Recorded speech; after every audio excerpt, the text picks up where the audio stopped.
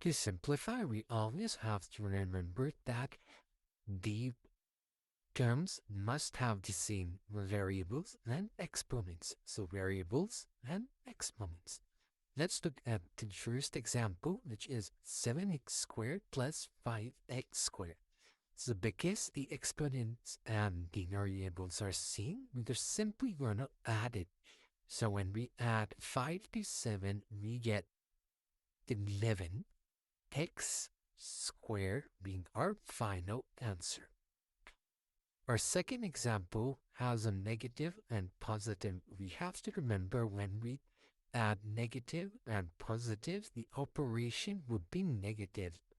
I'm just rearranging it from a positive number to a negative number. This is not necessary, but it makes it visually kind of easier to solve it. So the answer for this we get is when we subtract 3 from 9 is 6m.